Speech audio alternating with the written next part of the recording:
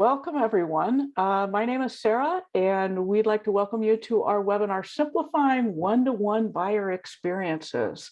I'm part of the content team here at Quiller, and I'll be guiding our discussion today. But before we get too far, we have just a couple of housekeeping items for you. First of all, we invite you to submit questions at any time during this presentation. You can do so using your chat box or your Q&A button there in your webinar interface. Unanswered questions will be addressed via the email after the webinar, so we try to get to everything, but in the event that we don't, we will follow up with you after the webinar. We also appreciate your feedback, and we have a brief survey when you exit the webinar. It's very short, but we just like to know what content you found valuable and things that you'd like to know more about. Okay, I would like to introduce our speakers, and then I will ask each of them to tell you a little bit more about themselves as well as the company that they're with. And we do this not to be a sales pitch, but rather to give you context about the opinions that you'll be hearing today. So first off, we have Chris Wisniewski, who's the Vice President of Marketing at Paycove. We have Virginia Bray, co-founder of Marketing Fusion. And then myself, I'm Sarah, as I mentioned, with the content team at Quiller. So, Virginia, would you like to tell us a little bit more about who you are and about Marketing Fusion, please? Yeah, obviously, thanks, Sarah. And yeah, just to introduce myself, my name is Virginia Bray. I'm Director and Founder of Marketing Fusion. So we're a content marketing agency. So we work with a number of leading brands, so across the technology space largely and in the B2B sector. And we help them to produce the kind of content that really sort of engages and attracts buyers and helps to get more visitors across to their websites and so on. And we work with clients in EMEA, in the States, in Asia Pacific, so across the board, really. Yeah, and it's 7 p.m. your time, so thank you for spending your evening with us. No worries. Okay. Chris, welcome to our webinar. Would you like to introduce yourself and tell us more about Paycove, please? Thank you so much, and welcome everyone. So Paycove is, to summarize, it's the best digital billing platform for CRMs. What we really do is help automate the quoting, invoicing, and payments, and connect your CRM seamlessly with your accounting software. So whether you're using HubSpot or Salesforce or any other CRM, and on the other side where you're using Sage or QuickBooks or whatever, we help make that connection. And I am the VP of Sales, Marketing, and Partnerships for Paycove. Great, welcome. And as you know, this is Sarah from the content team at Quiller. But what I want you to also know is I'm the author of the Buyer Experience Report, which is an in-depth study on the preferences of SaaS buyers that Quiller conducted earlier this year. So if you are not familiar with Quiller, we are based in Sydney, Australia, so all my colleagues are asleep right now. But we are a smart document system that makes it easy to create differentiated, visually compelling sales and marketing collateral at speed. Or in other words, we make it easy for brands to scale, stand out, and close more business. So let's get into a little bit of the meat of our discussion today to give you some context.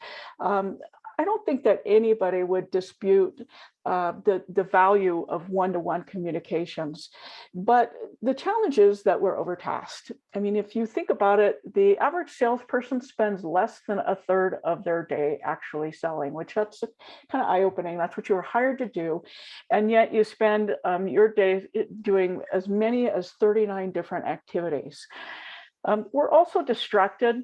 We have emails coming in anywhere from 50 to 120 emails received each day, plus there's social media, phone calls, if you're on Slack or other instant communications. There's a lot of things that are commanding our time and attention. And in fact, there are just really too many things commanding our time and attention, and it becomes overwhelming to manage. And challenge number 2, processes aren't set up to scale. And I laughed because during rehearsal, I said data is soiled and instead of siloed, and it's both.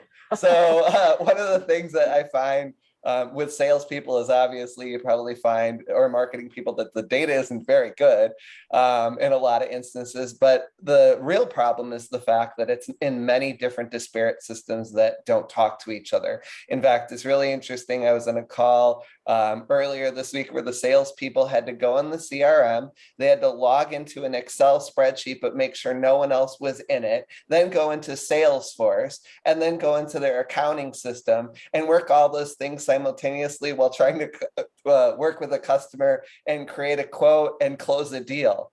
And, and I said, well, do you think the process is a little broken? They said, well, our salespeople can't stop complaining about the fact that they spend more time juggling all these screens than they do selling. And a lot of times they have to have other people on the call to try to take notes.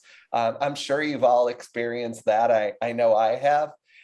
So, one of the big takeaways is how to get your systems to all talk to each other and work together. And we'll talk a lot about that today. And then the other thing is too many tasks are manual. So again, data siloed, too many things are manual. And, we find a lot of people that have to take hand notes because their CRM isn't set up to work the way that they need it to. They have to manually move people through processes that should all be automated and should trigger events, trigger messages, trigger emails, trigger invoices, trigger quotes, trigger proposals, trigger whatever you need to just streamline your whole process. And again, it just sucks up your time and takes away from what you really need to do is sell, generate commissions. If you're in marketing, generate leads, it just slows you down. Yeah.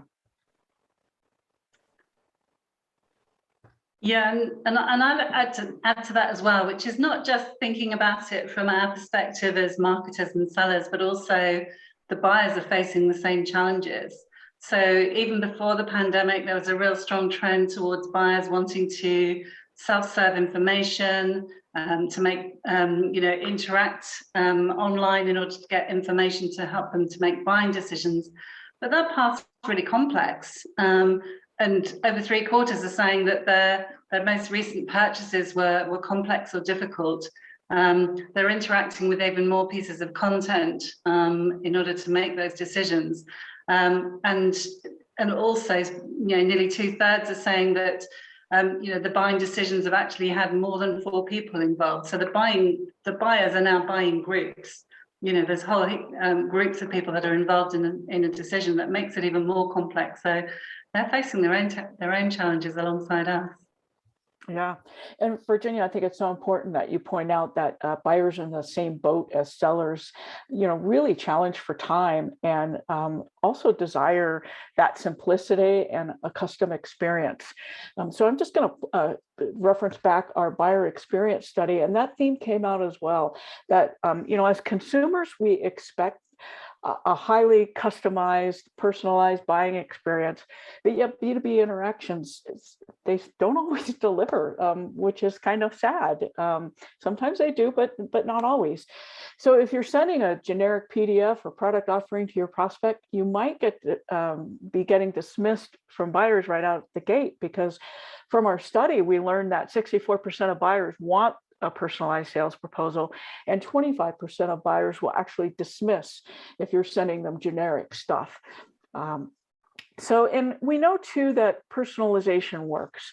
80% of marketers report seeing a measurable lift after implementing it. And we started this presentation by saying we don't think that anybody would argue with the value of personalization, but there's still a lot of challenges associated with it. So I'm going to launch a poll now, and we want to hear from you of what are your biggest challenges in delivering a personalized buyer experience. So your options are time, data uses or integration, lack of resources, or you don't know where to start. So just take a moment, fill in your response. There's no right or wrong answer. We just want to know where you are at. All right, we got some responses coming in. Good. All right, good. Few more. Good. All right, few more of you not deciding, or maybe you don't want to participate. Come on, this is for fun. We just want to see where everybody's at. Good, thank you for voting. All right, last chance. 3, 2, get that last vote in. Come on, you know who you are. And 1. All right, so let's see the results.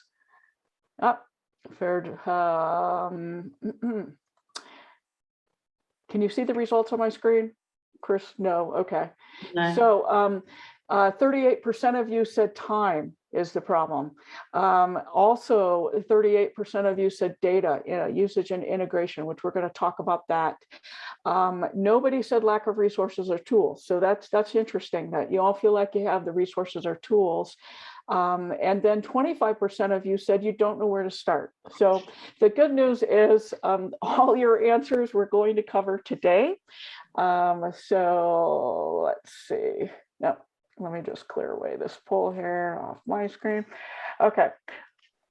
So we're going to tell you what the answers are, or at least share with you some ideas for how to accomplish your challenges.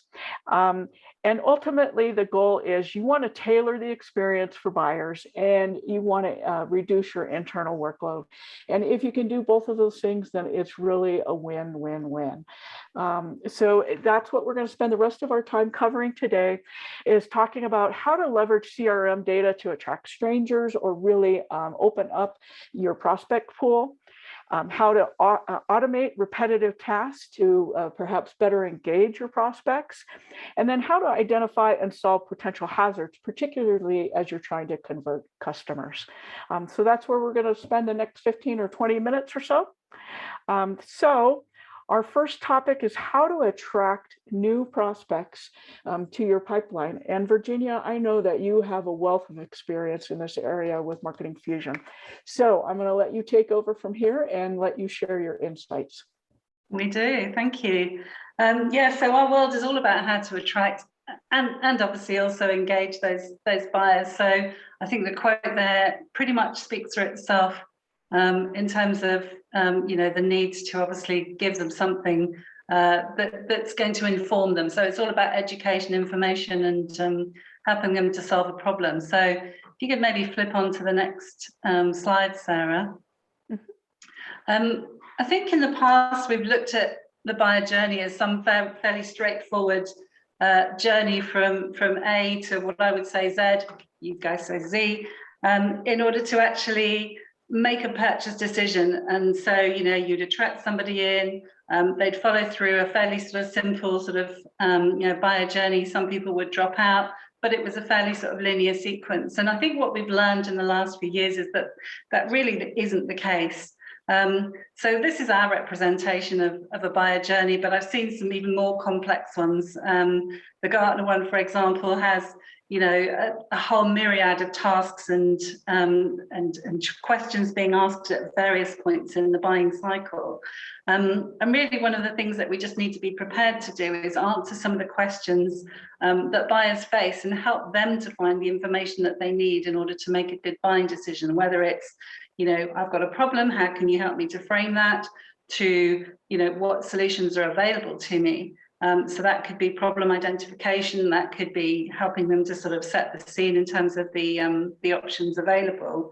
And by helping buyers to make those to resolve that kind of that information and give them the answers that they want, we're putting ourselves in a great position to actually help and advise them. And that continues on through the, through the conversion and the full billing process. If you're the company that's helping them, being useful, giving them useful resources and tools and making that journey about them, you'll be the partner that they want to work with. So I just wanted to sort of share an example of a personalized buyer journey in our world, which is B2B.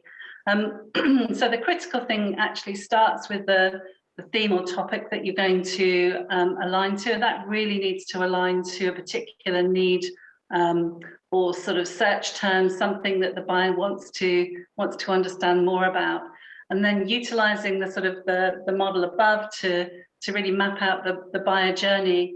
And we can sometimes look at different types of content along the way. So in the early stages, it might be very much more light touch. obviously, as they get more into the detail, it's more about the sort of, the detailed information that you might want to present. So I'm going to talk through and share a particular example of a content offer that's a personalized report that can be generated on the back of a buyer sort of benchmarking survey. So just sort of briefly to sort of describe that before we kind of dive into this. The offer was a personalized benchmark report. So really the buyers offered a chance to complete an assessment that captures some really critical information for them. And by giving them a personalized content offer, it's something that's going to be specific and relevant to them. So there's behind this tool is a dynamic report generator that's going to give them something that's bespoke and customized to their specific needs. The data that's captured is obviously then connected back into the CRM, and then it can be aligned to, for example, the next steps, whether that be a nurture path or a directed sales engagement, for example, if they're ready to go forward and purchase. And that data is going to be then useful in personalizing and driving the rest of the sales process. So just to show you the example, obviously it's an assessment style information capture. And where that then takes them to, once they've actually completed that, already dynamically they're being given a kind of a dynamic screen that's telling them some of the key sort of business impacts of the information that they've provided. So already this is personalized content to them, and it's giving them something that's personalized and relevant to them.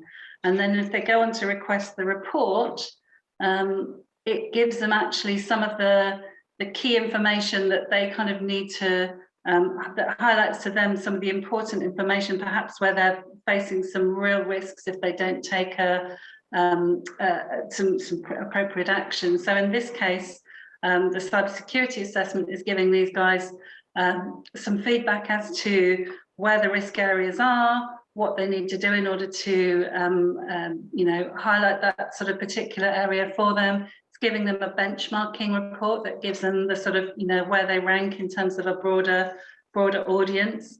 And then the next piece of the puzzle is really the recommendations, again, customized to their specific needs.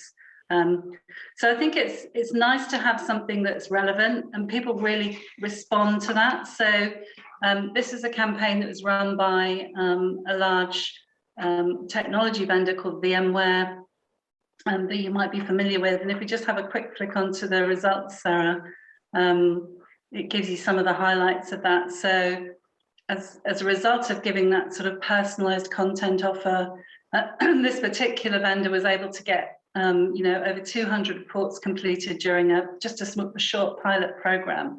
So this was enabling some of the top salespeople with the offer that they could give to people to get their personalized report. And that's given them some really significant pipeline return on investment, triple digit, actually in the high triple digits. In terms of being able to sort of support a sales process, it's giving people the topics, the information that the buyers and sellers can then have a real conversation around. And by giving that sort of more personalized offer, it gives them the ability to upsell and cross-sell. And this is something that, although this is a fairly complex cybersecurity proposition, we've worked this across many different areas in terms of, marketing capabilities, in other IT sort of technology spaces and so on. So although this is a particular example, the platform that we use to build this is something that we can utilize across a lot of different application areas and themes and topics. So yeah, the results speak for themselves really, and the attract, it's having something really compelling, makes a huge difference in terms of the offer and the attractiveness of that. I love that, Virginia. That's a great example. Thank you. And, I'm really drawn to 200 completed reports and just the highly qualified leads. And now you've got context into what they're interested in. And I just think that's so key as you try to move them down into the funnel and advance them in the buyer journey, which then that takes us to our next stage, which is engage. I love this quote. It's not about having the right opportunities. times it's about handling the opportunities right, which is a quote by Mark Hunter. He's the author of Mind for Sales, a book. Check it out. I'm sure it's on Amazon if you want to purchase it. But what I really like about it is oftentimes we work so hard to get those prospects into our streams, and then we've attracted the prospect, and the prospect even reaches out to us, and then things start to fall apart from here. And that's, we've worked so hard. We're shooting ourselves in the foot, so to speak. From our buyer experience study, we learned that 79% of SaaS buyers are frustrated by the purchasing experience. So they might have had, really positive experience early on with that, engaging with that content. And now when they're, okay, now I want to learn more about you and I want to learn more about your product, they're getting frustrated. And where are they getting hung up on? Well, they want the process to move faster, and they want it simplified. They also want sellers to be responsive to their inquiries and to their requests. And lastly, speaking to the buyer groups that Virginia referenced earlier, buyers really need for your sales materials to be easily received and shared. Because, it's like, again, we're all in the same boat, buyers and sellers. We all want things to move faster and simplified.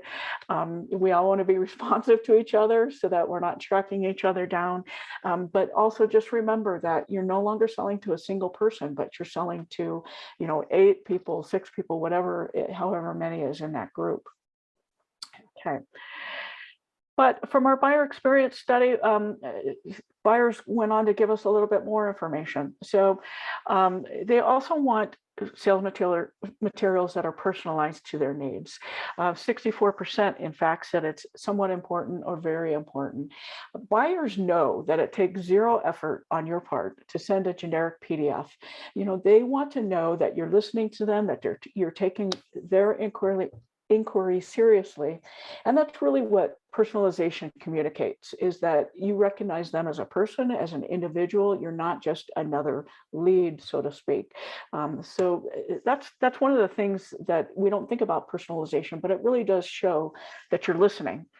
But the converse of that is that buyers also said, hey, if you're not updating your sales materials during our conversation, or you're not sending me personalized stuff, it could actually be a deal killer. So you could actually be knocked out of the process before you even get started. And so again, you've worked so hard to get here and get their attention, and things have fallen apart. So at this point, I'm going to ask you, there's no poll with this. I just want you to think on your own about your impact awareness. Are you aware of the impact that you are creating with your sales materials? So your sales proposal is a pillar communication, really, because it represents you, your company, and your product, and it introduces your customer to your brand and what you have to offer. It really does set the tone for your conversations, how responsive you're going to be, how attentive you're going to be to what you're hearing them say. And it also sets you apart from your competition and can be a competitive advantage when done well. But of course, I don't want to make this sound like it's really simple and why don't you just do X, Y, and Z? Isn't that so simple? I know that sales is tough and being on the front line is very hard.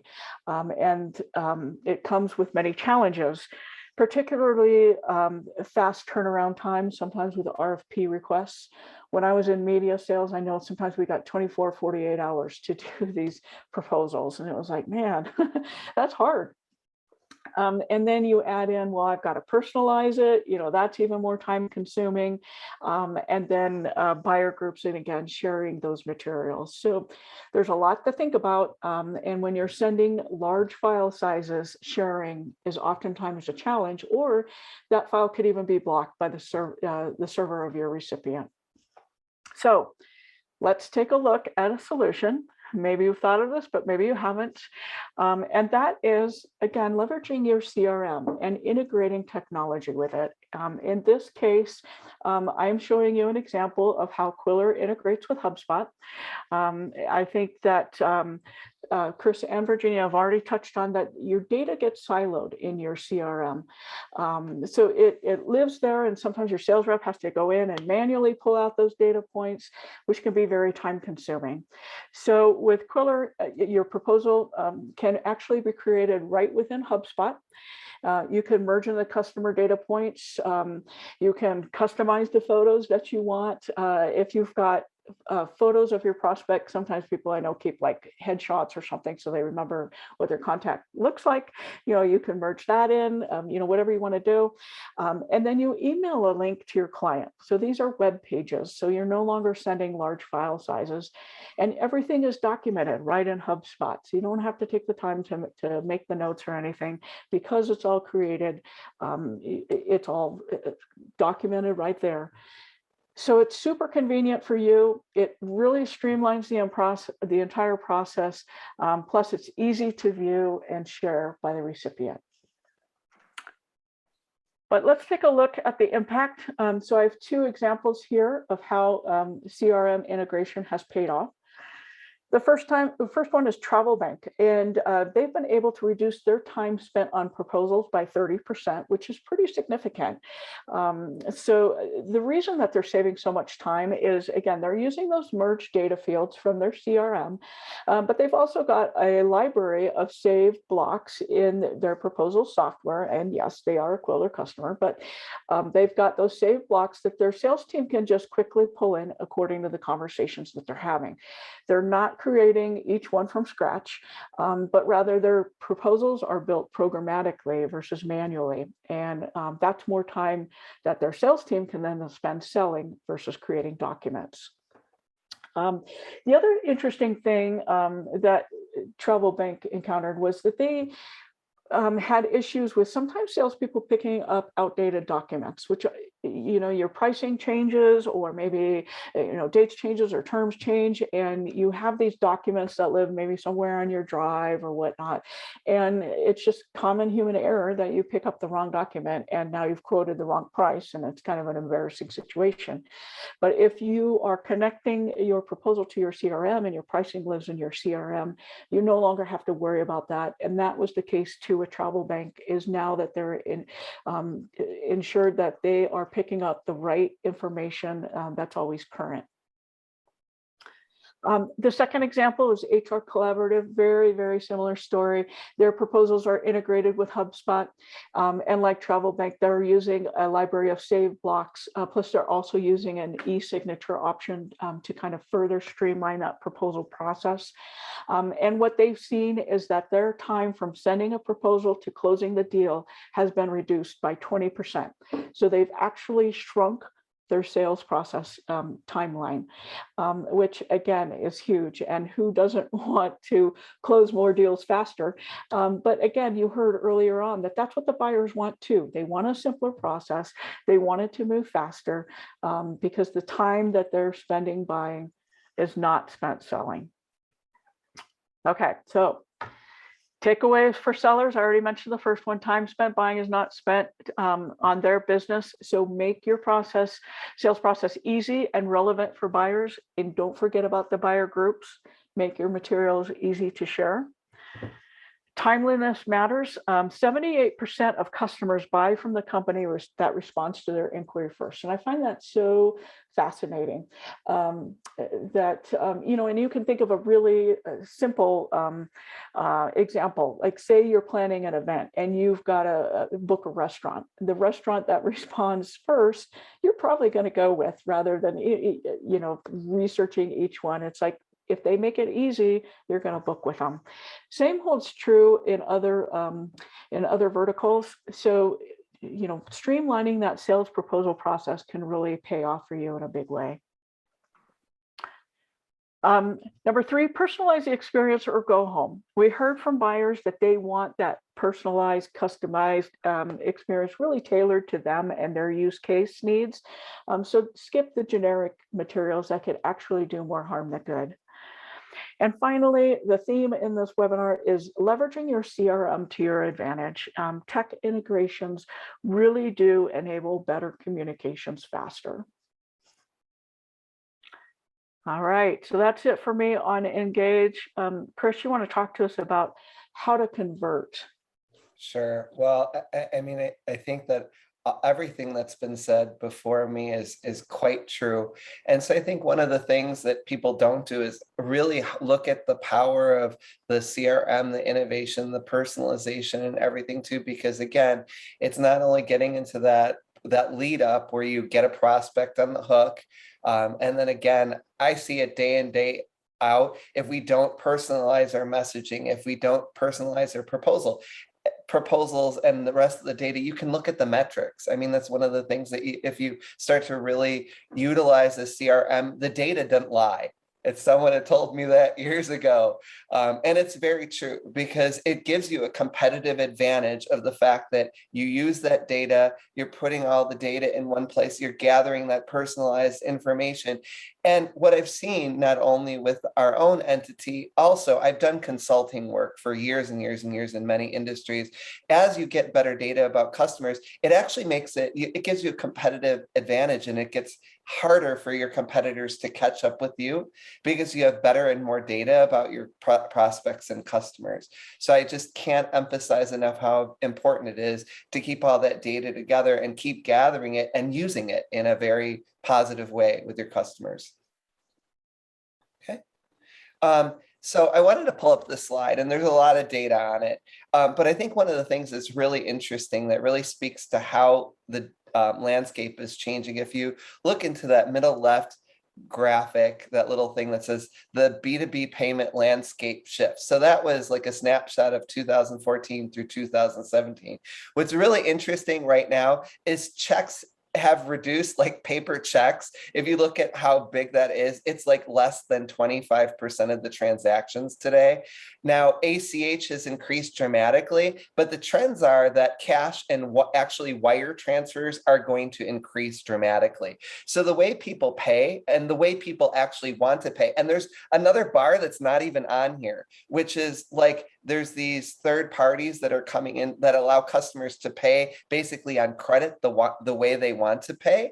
So they can pay over time or make installed payments or segmented payments. And I'll talk a little bit about that later. But even the way people want to pay is changing. And you need to react to that because it's really customized. One customer of yours may not want to pay the same way as another customer, and they may want to pay differently every month, or they may pay differently every third month. So personalizing that and then reacting to it is really important. And then I think another thing that's really important too is, you know, as a sales or marketing person, the worst thing that you want to do is act as like the good cop and bad cop. So you're the good cop, you're trying to sell something, and you're bad cop, and AR sends you doing collections. It's a horrible place to be. And guess what? Customers say the same thing. If we have a late payment, we just want you to send out a quick email reminder. And it's better if it's automated because it's not coming from a human, and I don't feel attacked. Because I know in my role in the past, like the worst thing is you get that call and you're like, oh, you got to go collect on this client. It's like, but I like that client. And they're like, but they don't pay their bills. It puts you in a horrible situation. And then again, to talk to like what Sarah in Virginia were talking about, math or spelling errors. And I have a client that kept saying meth instead of math. And I was like, no, that's a very different thing. But math errors and spelling errors on proposals, invoices will kill you. I have literally had a client who there were spelling errors from my team, and I worked for a bigger agency, literally took my proposal in front of the team, ripped it up and said, you can't spell, get out, and threw us out. And this happens all the time. People just think you're less credible if you have errors on anything, and it can get you into trouble. I mean, I'm sure that people have had an instance where, you know, you make a quote on something or whatever, it's wrong, and then you're backpedaling on like, how do I win this deal? But yet I put this number out there, and you know how they say you can't unring that bell? You can't. So having good data really helps. All right. So auditing sales time. Okay, this came up in the poll. So 75% of sales reps are not using software to manage time or tasks effectively. I think one of the things is really backing up and looking at your sales process and marketing process in general, and taking a piece and looking, what's the ideal state of this? If I could get this in the state where all these pieces are automated, And it would help me through time, whether it be proposals, whether it be some information outbound first to gather data about a prospect and put out a report, or it can be automating the proposal process, or it can be automating this whole quoting and invoicing process. Where can you gain the most efficiencies in your process, or where you're spending the most time? And then basically back it up and take it a step at a time, because you can't typically change the whole process in one fell swoop. You need to just incrementally change it and say, where can I make up the most in terms of efficiencies right away? And then pick that piece off and then pick the next piece off. I said, you'll never get to 100% ideal state. You can get to 80%, and that's way better than where you're at now. And then another interesting thing is 1 in 3 businesses have at least 20% of their invoicing volume in the 90-day plus column. So guess what? If you're in sales, you're probably not getting your commissions on that either. So the faster you can get paid, the faster you can get your company paid. And again, using customization to do that. How do they want to pay? When do they want to pay? How do they want to be reminded? All those things are really important. And if I can just set up a quick poll, what processes does your sales team or marketing team wish you could automate? You know what, Chris, I apologize, but the poll is not wanting to launch. So don't worry about it. Just type in your chat. What processes do you wish that your sales team could automate? Is it proposals? Is it quotes, invoices, collections, follow-up communications? Tell us what you want to automate. So we have quoting. Colleen says quoting. What about other people? Which, Chris, I would have to say, I wish I could automate collections for sure. That's a nasty one. Right. I don't want to touch that one with a 10-foot pole. Right. Yeah, good. Talk to us more about this, Chris. Sure. If you can go to the next slide. So getting paid faster. So I think quoting, so quoting is really important, and so is invoicing, just that whole sales process. But Accenture indicated that one of the most important aspects of getting paid is having all of the sales and accounting information displayed the way the customer requires. And this is really important. I'm, like I work again in sales, I'm in marketing and sales, and I feel your pain. So I was talking with a customer the other day, and they have like 30 different customers, and they all need very specific types of invoices. Otherwise, they get stuck in accounting. So the quote needs to come through in a specific way. The invoice needs to come through and then the statement at the end of it needs to come in a very specific way. And if you don't get that right, typically they don't go to the accounting person, they come to sales or they come to marketing and say, what the heck? You didn't listen to what I need. So again, most of the companies that I encounter do this manually, and you can automate it through your CRM. So basically, with a lot of the solutions, especially Paycove, what we've seen with our customers is we can get an 80% less time spent creating quotes and invoices, 50% reduction in time chasing down payments because it's automated for the most part, and they pay the way they want to pay, and 100% accurate data that syncs with your CRM, provided again that the data in your CRM is accurate. Next slide, please. So I'm going to give a really quick use case. So Zollege is a company that does education. And one of the things that they decided very early in their journey is that they're not going to take government money. So they're going to fund everything, and they're going to fund everything in a way for continuing education in a way that works for both businesses so they can have their employees continue their education or get new degrees, or end users. So people looking to get an advanced degree in like nursing or medical or whatever it might be. And so they actually changed the model, and they came to Paycove to change that model. So one of the things that we do is we work with Zollege to figure out what way can people pay. And again, this can be an individual or a B2B. Do they want to do ACH? Do they want to do credit card? Do they want to do wire transfers? Do they want to do things like split payments or structured payments over a period of time? And basically in a way where at the front end, in the proposal stage, we take what way do they want to pay?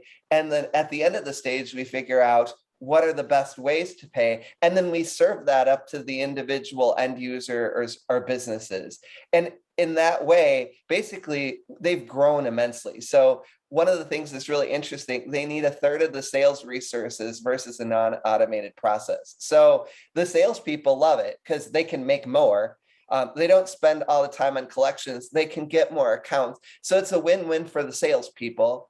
On that end. For the company, they have over 11,565 individuals enrolled in their programs. And basically, they're looking at it and they saved $281 million in debt.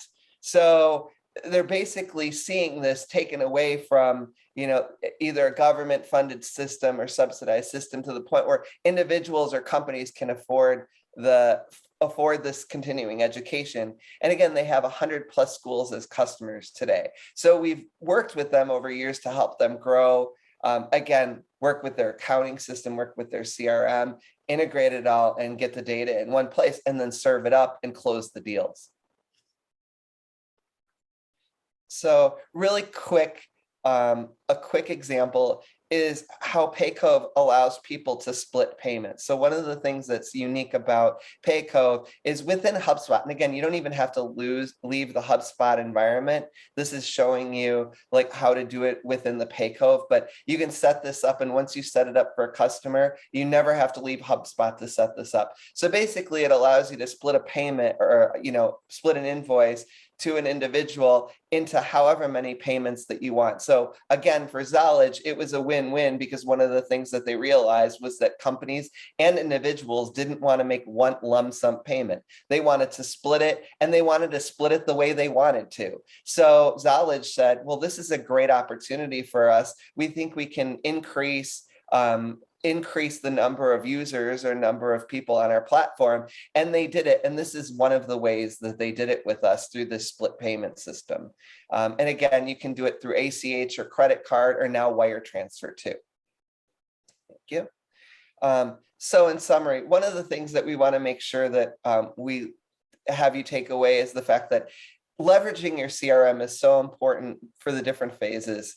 One is to attract new prospects. So getting that data out there, being very personalized, creating better market awareness. And again, the more data that you have and the more data that you can generate, the more it puts you in a competitive advantage situation.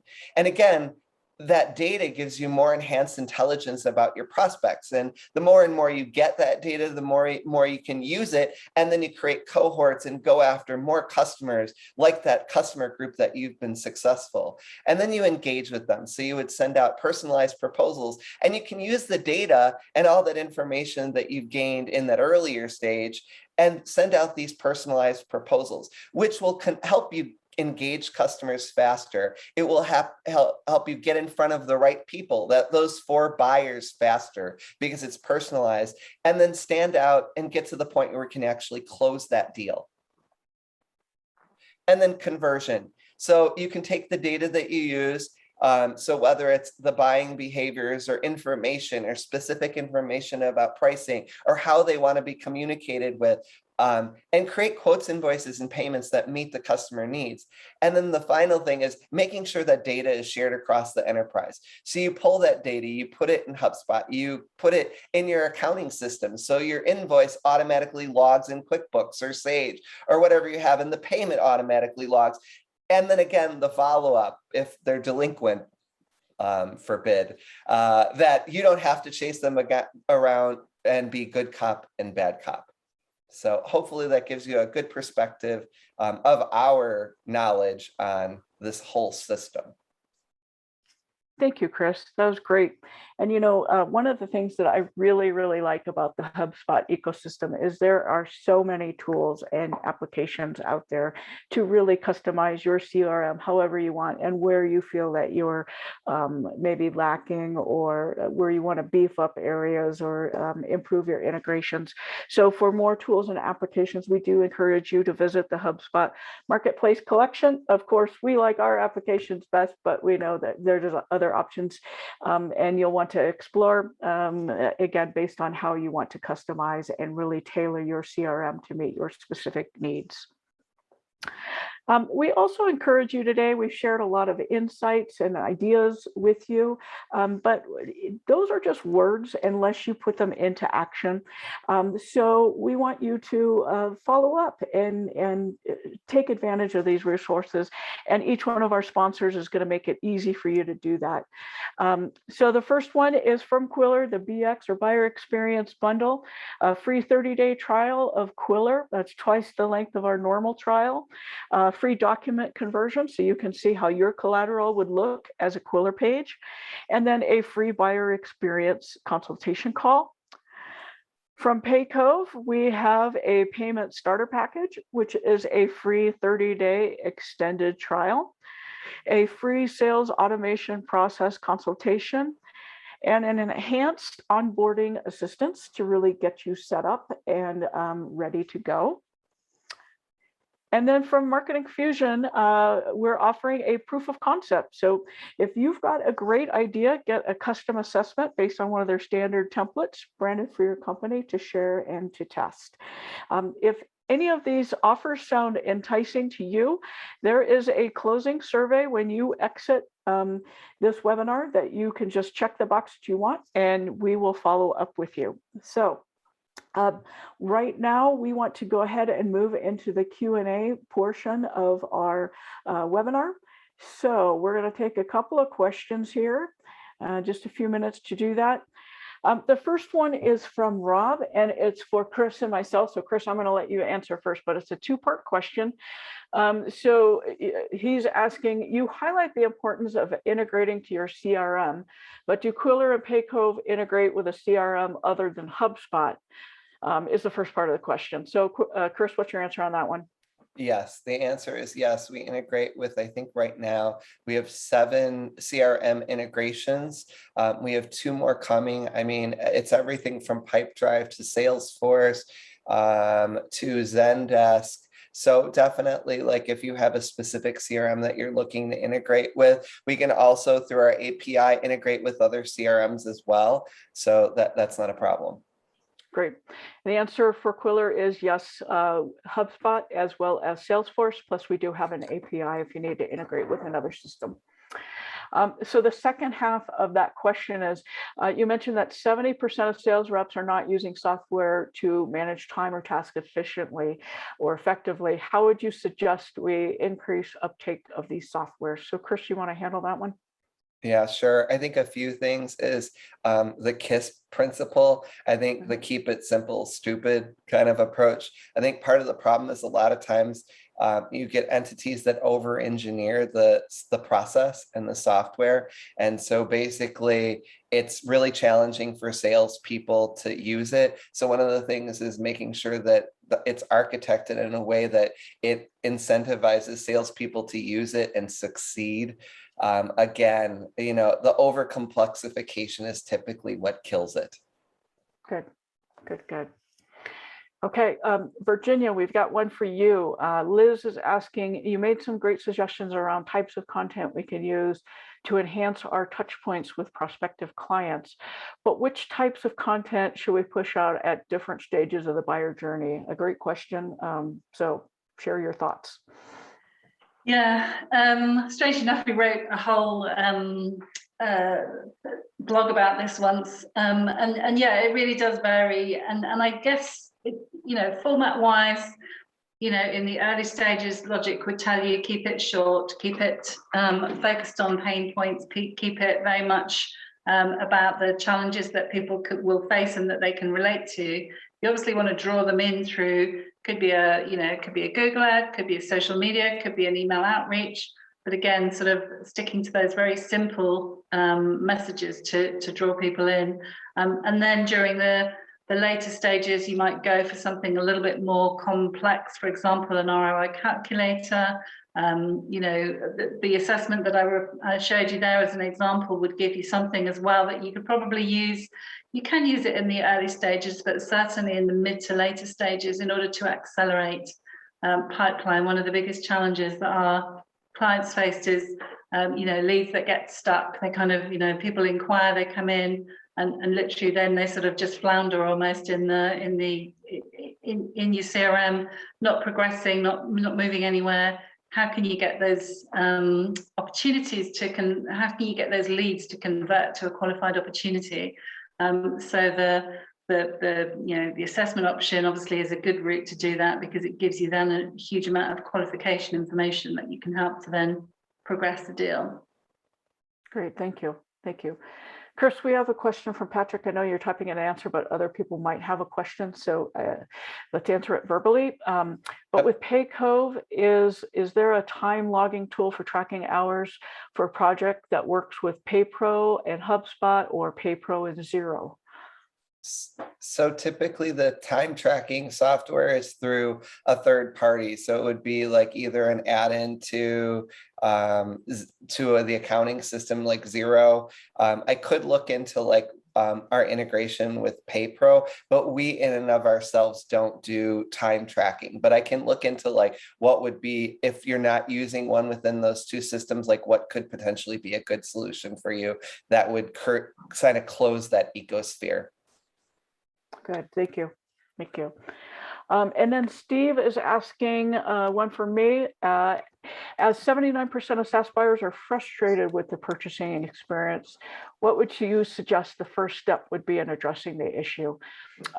Great question. I think the first step, and we actually do have a buyer experience kind of evaluation, and that could be part of your consultation call too. But I think the first step is really taking an honest look at what are you doing, and really kind of doing an audit. And you know, even if things are terrible, it's okay, because they can be fixed. And if things are great, that's wonderful, but maybe there's areas to be tightened up.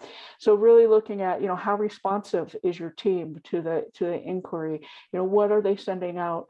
Are you leveraging data?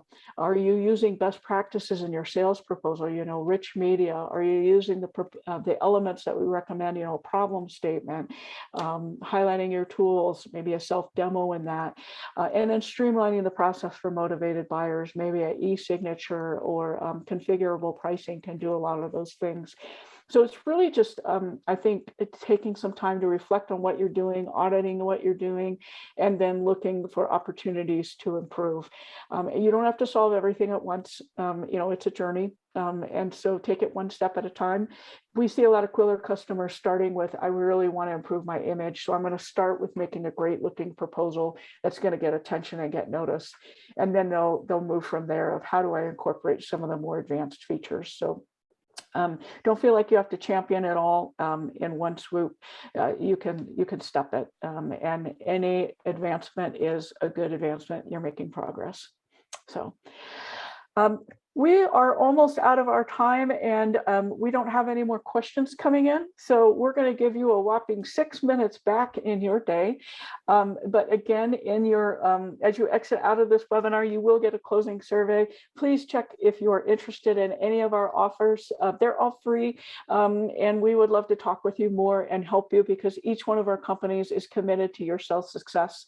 So we thank you for the time that you spent with us today. I want to thank my co-speakers, Chris and Virginia, for taking time out of your day and your week to speak with us and share your insights. But it's been lovely being with both of you as well as our audience. And I wish you a tremendous day or evening, depending on where you are in your world. So thank you very much. Thanks, Sarah.